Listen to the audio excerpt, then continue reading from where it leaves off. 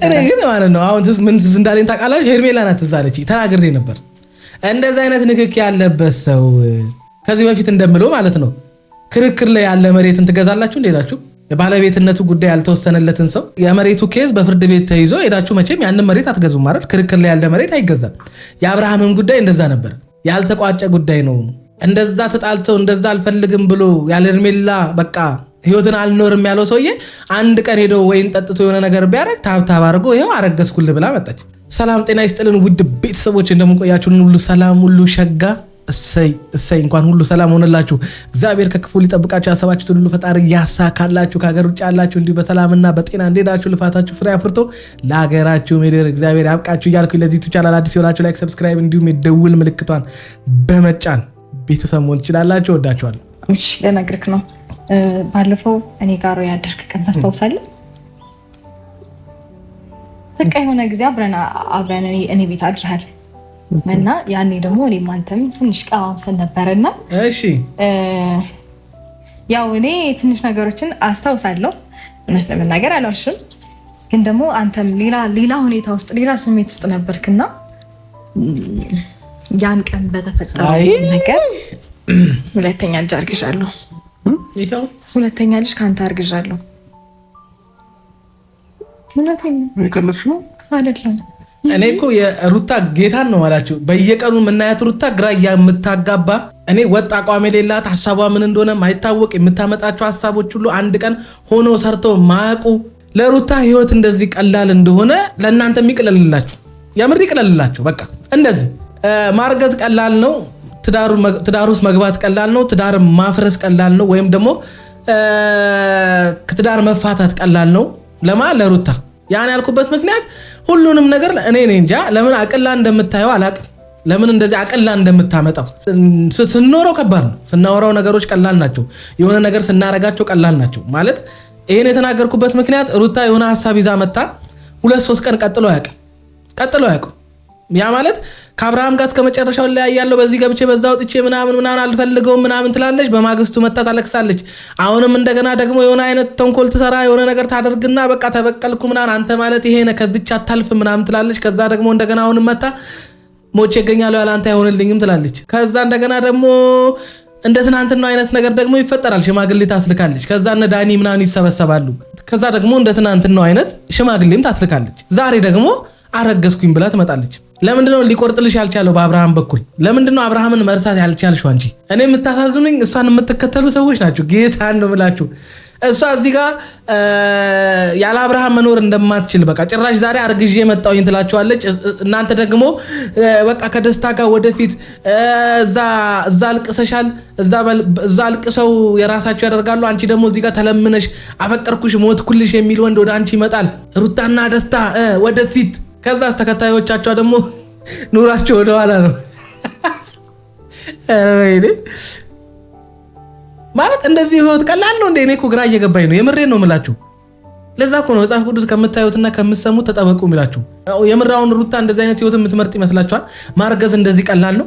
አንዱ እንኳን እንዴት እንዳንገዳገዳት እንዴት ነፍሷን እንዳስጨነቁ አላያችሁ? አንድ ልጅ እንኳን ማሳደግ ከብዷቸው እንዴት እንደሚሆኑ አታይ። እንኳን ሁለተኛ ልጅ አርግዛ ምናምን ነገር ጭራሽ ሁለተኛ ልጅ አረገዘችው ከማን ነው? ከባሏ። ከየትኛው ባሏ? ከፈታችሁ። የፈታችሁ ባሏ ምኗ ነው? የማይፈልጋት እሷስ የማትፈልገው። ግራ ገባን እኮ እኛ። ከዛ እስከማትፈልገው ሰው አረገዘች። ለዛውን የተፋታችሁ ሰው ጭራሽ ሌላ የራሱ ህይወት ውስጥ የገባው የሚያፈቅረው ሴት ያለችው ምናምን ነገር እዛ አፈቅርሻለሁ ምናምን ብሎ ሌላ ላይፍ ውስጥ ያለ ሰው እንግዲህ ከሚያሳዩ ነገር አንፃር ማለት ነው። ከዛ እንደገና ደግሞ ሰላም ያልሆነችውን አብራው ገና እኔ እንጃ እኔ ግራን የገባኝ የምሬን ነው። እኔ ሁለተኛ ልጅ አርግዤለት ወደ እኔ ይመለሳል ብለሽ አስበሽ ከሆነ የሚመለስልሽ እኔ ሶስተኛም አራተኛም አርግዘሽ ብቻ ይመለስልሽ። አንቺ የፈለግሽው ብቻ ግን ይሳካልሽ። ግን ደግሞ ግራ የገባኝ ነገር በዛ ሁሉ ጥል ውስጥ በዛ ሁሉ ዋካታ ውስጥ ምናምን ጭፍጭፍ ውስጥ ምናምን በሆናችሁበት ሰዓት አንድ ቀን እንደምንም ብለሽ አብረሽ አድረሽው ልጁን አስክረሽም ምናምን ነገር እንደገና እኔ እንጃ እንደዛም ከሆነ ከባድ ነው።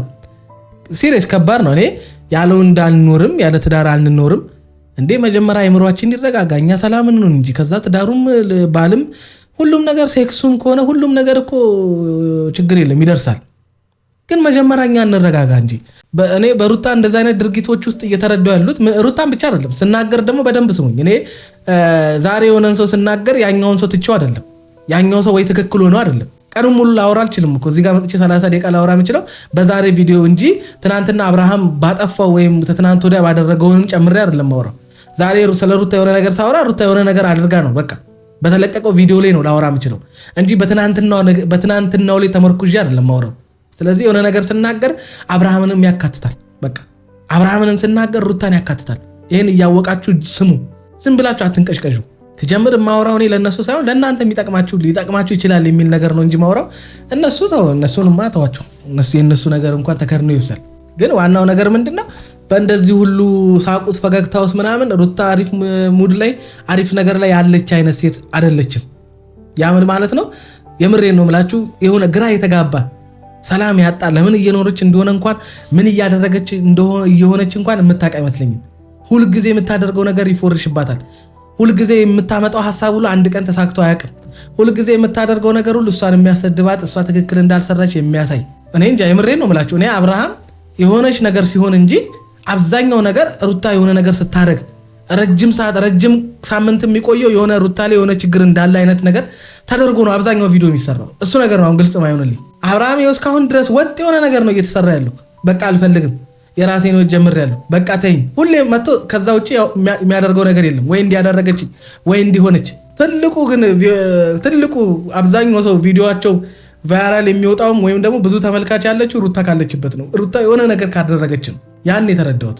ለዛ ነው ሩታ ተረጋጊ ማለት በቃ የምታደርጊውን ነገር ወቂ። የሆነ ነገር ሲያደርጉሽ የሆነ ነገር ሲሉሽ የሆነ ነገር ብድግ እያልሽ የሆነ ነገር አትበይ የምልበት ምክንያት ያ ነው። ለነሱ እንዲመቻቸው ነው። ትክክል ያልሆነ ነገር ደግፈውሽ ከጎንሽ የሚቆሙትም ለነሱ ጥቅም ነው፣ ለራሳቸው ጥቅም ነው። ሌላ አዲስ ነገር የለውም። አይደለም የቀልኩ አይደለም በእውነት ማለት በቃ ከልቤ ነው ያምሻል እንዴ? አራ ወደ ምታወሪው ነገር ግዲ እውነት የምሬን ነው። በቃ አርግዣለሁኝ። ሁለተኛ ልጅ እርጉዝ ነኝ። ብቻውን አይሆንም። እህት ወይ ወንድም ይኖረዋል ማለት ነው።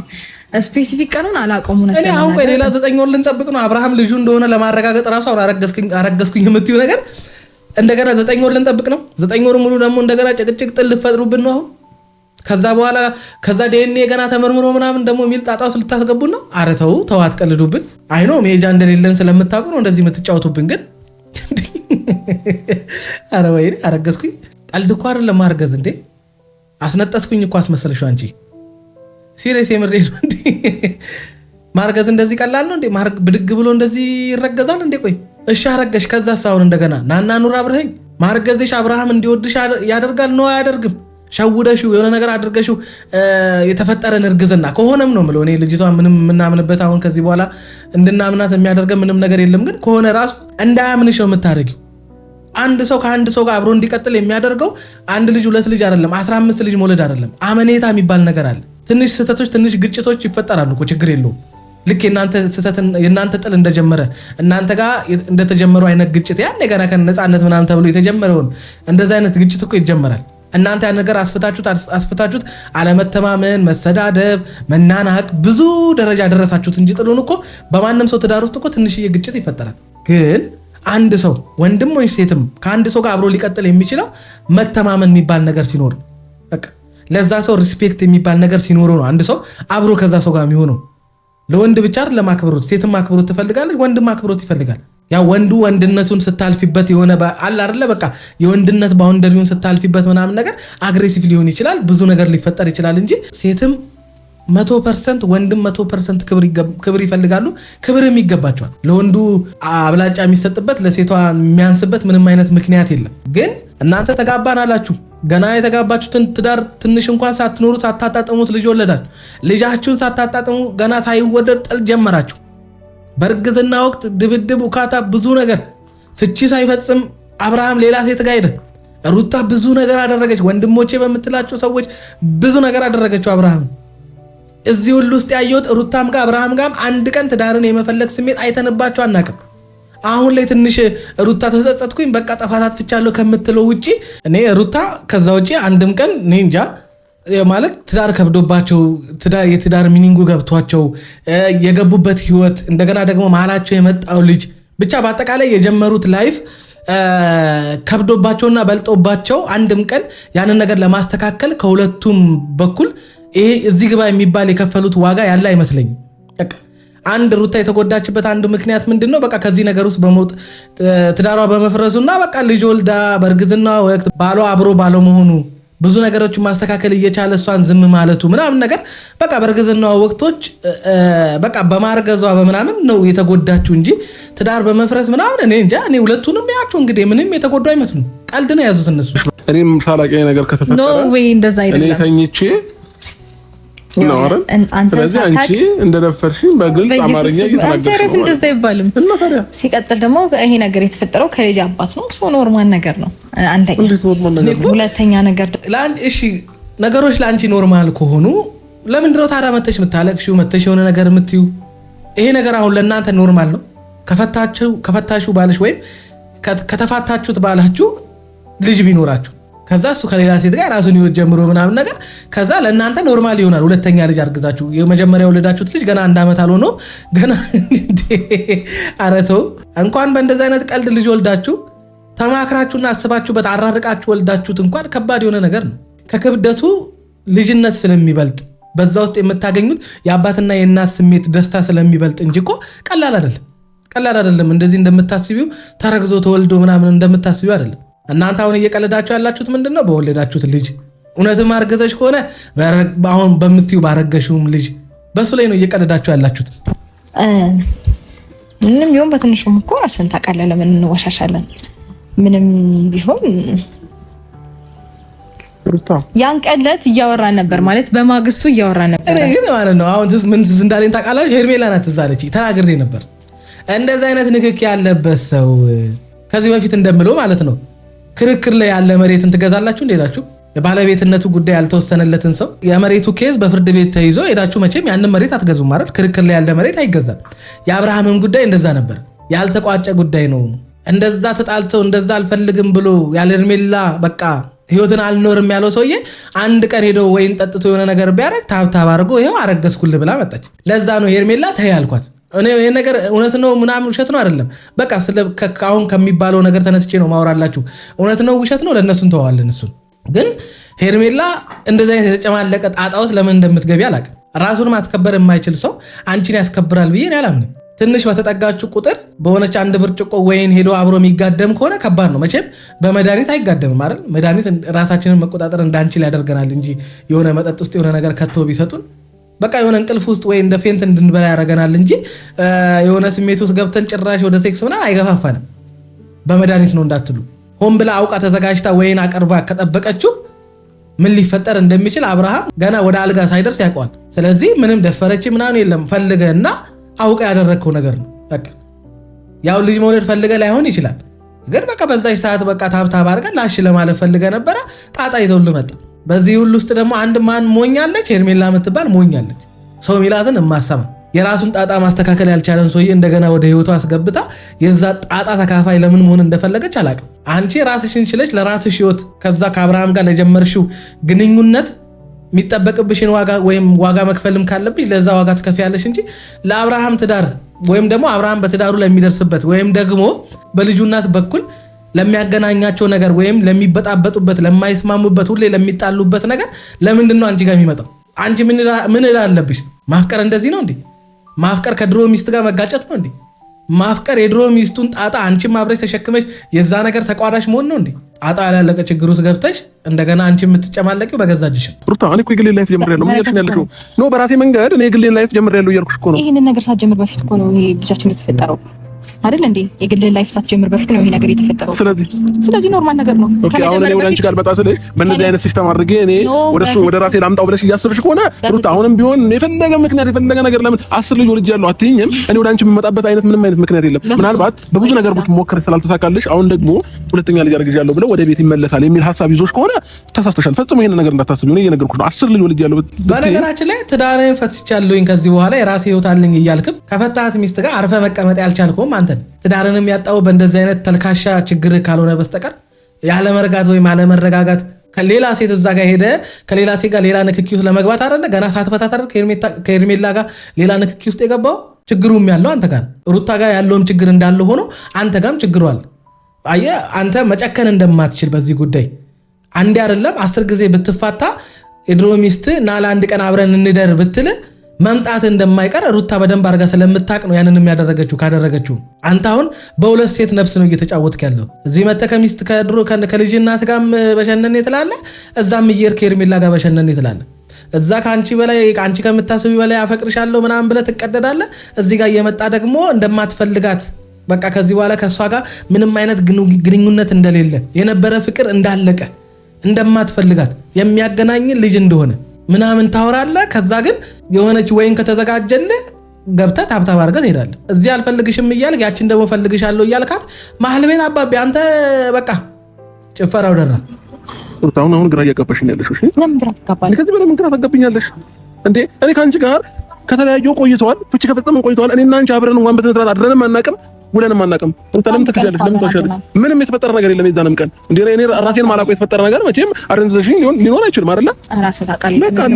አሁን ይኸውልህ አንተ የምትደነግጠው ታሪክ የለም። በቃ አንተ አሁን እንደዚህ እኔ በነገራችን ላይ ሩታ ለምሳሌ አሁን አረገዝኩኝ ብለሽ መምጣትሽ ለአንቺ ምን ሊጠቅምሽ እንደሚችል አላውቅም። ውሸትም ተንኮልም አስበሽ ከሆነ ምን ሊፈይድልሽ እንደሆነ አላውቅም። ወይ ትንሽ በአብርሃምና በሄርሜላ መካከል የሆነ ጸብ እንዲፈጠር ጥል እንዲፈጠር ፈልገሽ ካልሆነ በስተቀር በየቀኑ እየመጣሽ የምታወሪያቸው የምታደርጊያቸው ነገሮች ምንም ያንቺንም አይመጥን ክብርሽንም አይመጥን እኔ እንጃ የምትባዩንም አይነት ሴት እየሆንሽ አይደለም። ሲሪየስ የምሬን ነው የምልሽ። ትናንትና ሽማግሌ ራስሽ ጋር አስላክሽ ሆን ብለሽ ነው ያደረግሽው። በነገራችን ላይ አብርሃም እዛ በሴት ይለመናል፣ እኔ ደግሞ በወንድ ይለመናለሁ ለመባል እንጂ ምንም ደስታ የሆነ ነገር አስቦ ምናምን እንዳልሆነ 100% እርግጠኛ ነኝ። እንግዲህ እናንተ እሷን እንድትሰደብ የሚያደርግ ንግግር ነው የምትናገረው ተው ምናምን ትሉኛላችሁ። እሷ ግን እንዲያሰድባት የሚያደርግ ነገር እየሰራች ትመጣለች በየቀኑ። ዛሬ አረገዝኩኝ ብላለች፣ ነገ ደግሞ ካንተ አይደለም ደግሞ እንዳትለን ወይ ደግሞ አላረገዝኩም ትላለች፣ እየቀለድኩ ነው ትላለች። ሁለተኛ ልጅ ሰጠው እኮ እንዴ ደስተኛ ነው እንዴ? ለዛም ከፈጣሪ የተሰጠን ስጦታ እኮ የሰው ልጅ ስለፈለገ ብቻ ሊፈጥረው የሚችለው ነገር አይደለም። ገብቶሃል? ማንም ምንም ነገር ማድረግ ስለቻለ ልጅ ሊያገኝ አይችልም። እግዚአብሔር ሲፈቅድ ነው ልጅ የሚሰጠው። ስለዚህ ሩታ በትዳሯ ተስፋ አትቆርጥም ማለት ወይ ትዳሬ ይመለስልኛል ባሌ ወደ እኔ ይመጣልኛል የሚል ተስፋ ውስጥ ናት። አብርሃም ደግሞ ትዳሩን አይፈልገውም። ከሷ ጋር ግን የሆነች ምሽትም የሆነች ሌሊትም አብሮ ማሳለፍ የሚባል ነገርን አልቆረጠለትም። ትዳሩን አይፈልግም ግን በቃ የሆነ ሰዓት ምናምን ሲያምሮ እየመጣ ከሩታ ጋር ፈታ ብሎ መሄድንም ይፈልጋል። ከሄርሜላ ጋር መሆን ይፈልጋል። እሺ እኛ ምንድነው አሁን ምንድነው ምን እናድርግ ነው አሁን በምታሳዩንና በምትሉት ነገር ምን እናድርግ ነው? ወደ ትዳራችሁ ተመለሱና ሰላም ሁኑ። አትፈልጉም ማለት አንድ ሰው ትዳሩ እንዲመለስለት የሚፈልግ ሰው የሚሄድበት ርቀት አለ አይደለ? የሚያደርጋቸው ነገሮች አሉ። ያንን አታደርጉም። በየቀኑ እየተጣላችሁ እንዴት ሰላም ትሆናላችሁ? እንዴትስ ትዳር የሚባለው ነገር አይምሯችሁ ላይ ይመጣል? የለም እኮ አንድም ቀን ያ የተከበረ የሚባለውን ትዳር በቃ ብዙ ሰዎች ብዙ ዋጋ ከፍለው ብዙ ነገር የሚያልፉበትን ህይወት እናንተ አንድም ቀን ፈልጋችሁት አታውቁም። ሁልጊዜ እናንተ ምንድነው እርስ በእርስ ነው የምትጋጩት።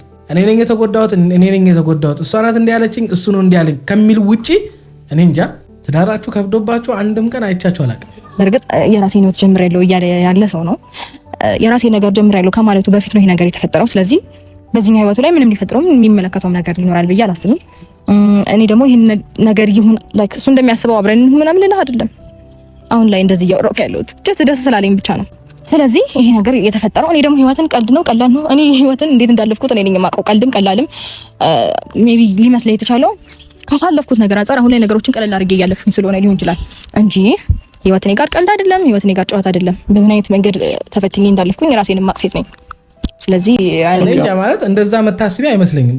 ተፈትኖ ያለፈ ሰው ህይወት ለሱ ቀላል ያልሆነ ብዙ መከራን ያየሽበትን ህይወት እንደገና ደግሞ ሁለተኛ ልጅ አርግዘሽ ምናምን ነገር ከፈታሽ ባለሽ ምናምን እንዴ ከዛስ ማነው አብሮሽ ሊቆምልሽ የሚችለው? ማነው አብሮሽ ሊሆን የሚችለው? አሁን በገዛ እጅሽ ለምንድን ነው እንደገና አንቺን የባሰ ዋጋ ሊያስከፍልሽ ህይወትን እኔ እንጃ ህይወትን እንድትጠይና በእግዚአብሔር ላይም እንድታማሪ ሊያደርግሽ የሚችል ነገር ላይ ዘው ብለሽ የምትገቢው? ለምንድን ነው የሆነ አክሽን በወሰድኩ ቁጥር ባለ ያዝኖልኝ ወደ እኔ ይመጣል የሚል አጉል ተስፋ ውስጥ የምትገቢው? ይሄን የምልሽ ከአብርሃም ከደነደነ ልብ ተነስቼ ነው። እሱ ሩታንም አፍቅሮ ምናምን አይደለም። ትዳር በሚባለው ነገር ውስጥ መታጠር ስላልፈለገ ነው። እሱ ዘሎ ወይም እንደፈለገ ሆኖ ያልጨረሰ ወንድ ስለሆነ ይሆናል ትዳሩንም ያልፈለገው እንጂ አንቺ ጠልተሽው አንቺ የሆነ ነገር አጉለሽበት ምናምን አይደለም። ካጎደለም እሱ ነው ያጎደለብሽ አይደለም። በሱ በኩል ነው ወደ ትዳርሽን ሊያፈርስብሽ የሚችል በአብርሃምና በአንቺ መካከል ጸብ እንዲፈጠር የሚያደርግ ነገር ወደ ቤታቸው የገባው አይደለ? ያንን ነገር መዝጋትና ማስተካከል በሚችልበት ሰዓት ላይ ኃላፊነት መውሰድ በሚገባበት ሰዓት ላይ አልፈልግም ብሎ ቤቱን ጥሎ ወጥቶ ሄዶ እሱ ነው አይደል?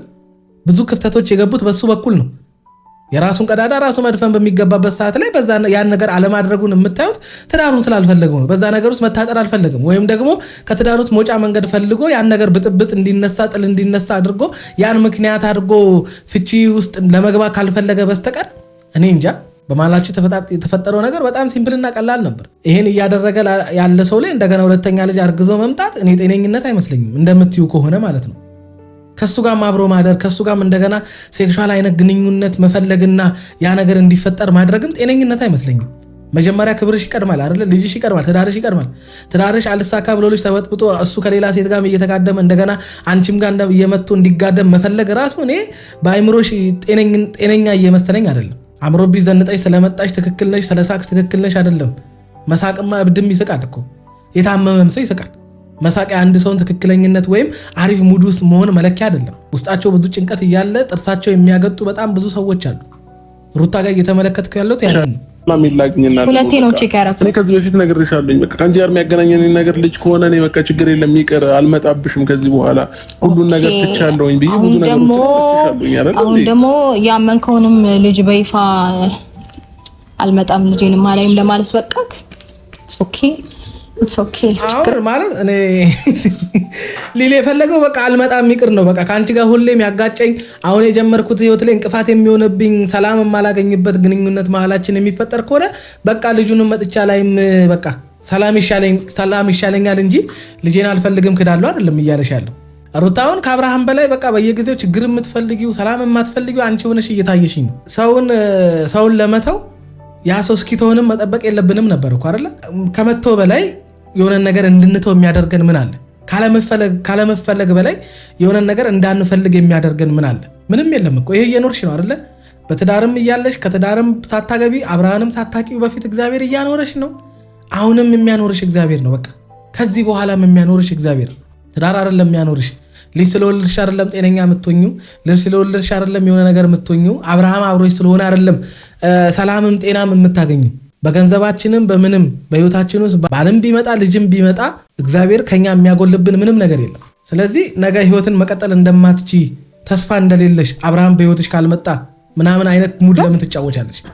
ቆይተናል እኔና እሱ እንደዚህ አይነት ነገር እኔና እሱ መካከል ከተፈጠረ እና ደግሞ ምንድነው የሆነው ይሄን ነገር እሱ አቅም ባይኖረው ፍላጎት ባይኖረው እኔ ለማርገዝ ብቁ አልሆንም። ምንም አድርጌ የሆነስ የሱ ሰውነት ሬዲ ባይሆን ኖሮ እኔ ለማርገዝ ብቁ አልሆንም አይደል? በማግስቱም ያ አድሮ የሄደ ቀን ጥርስ በጥርስ ሆኖ ነበር። አንወሻሽም፣ ብዙ ነገሮች ያስታውቃሉ። እና በጣም እውነት ለመናገር ደስ ብሎኛል። አይደለም እኮ ከልጅሽ አባት ጋር ሰው ምኑም ካልሆነ ሰው ጋር አብሮ በሚያደርበት ሰዓት ላይ ስቆ ተሳስቆ ጥርስ በጥርስ ሆኖ ነው የሚሄደው። ከዛ በኋላ ነው አርግዣለሁ ሲል ስንት ወንድ አላቅልሽም ብሎ ክዶ ያላባት ስንት እናት ልጇን ያሳደገችው እኮ ደስ ብሏቸው በቃ አሪፍ ሙድ ውስጥ ሞትኩልሽ ምናምን ተባብለው ከዛ በኋላ ልጅ ሲፈጠር እንደዛ ጥርስ በጥርስ የነበረው ግንኙነታቸው እንደዛ ደስተኛ የነበሩ ሰዎች አይንሽን ላፈር ብለው ጠላታሞች ሆነው ስንት ሴት ልጇን ያላባት ያሳደገችው እኮ በገዛ እጃቸው ነው። አንቺ ይሄንን ቻሌንጅ ፈልገሽው እንደዚህ አይነት ቻሌንጅ ደስ ብሎሽ ከሆነ እንግዲህ ያጣፍጥልሽ። ምንም ማለት አንችልም። ምን እንላለን ታዲያ? አብርሃም ጠዋት ስቆ ሄዷልና ደስተኛ ሆኖ ሄዷልና እንዴ ታዲያ ደስተኛ ከሆነ የዛን ቀን ስቆ ከሄደ ለምን ወደ ትዳር ወደ አንቺ ለምን አልተመለሰም? ለምን ወደ ሌላ ሴት መሄድ አስፈልገው? አንቺም በዛ ሰዓት ላይ መከላከያ ሳትጠቀሚ አብረሽው ከሆነ ያደርሽው ለምን ታዲያ ወደ ተንኮል ሄድሽ? ለምን ብዙ ነገር ወደ ማድረግ ሄድሽ? ታዲያ ለምን የራቁት ቪዲዮ ምናምን ወደሚል ቅብርጥስየውስ ለምን ገባሽ? ታዲያ የሚፈጠረውን ነገር ቁጭ ብለሽ አትጠብቂም ነበር? ከሱ ጋር አሪፍ ነገር ለመፍጠር አሪፍ ሙድ ውስጥ ለመግባት አትሞክሪም ነበር? ዛሬ ላይ ብድግ ብለሽ አርግዣለሁ እንዴ እናንተ ማርገዝ እንዴ? አረ ለማንኛውም እንግዲህ እናብዳለን አብረናችሁ። እናንተም እበዱ እኛም ከእናንተ ጋር እናብዳለን። መጨረሻ ላይ ማን ጤነኛ ሆኖ እንደሚቀጥል እናያለን። ይመቻችሁ። ለማንኛውም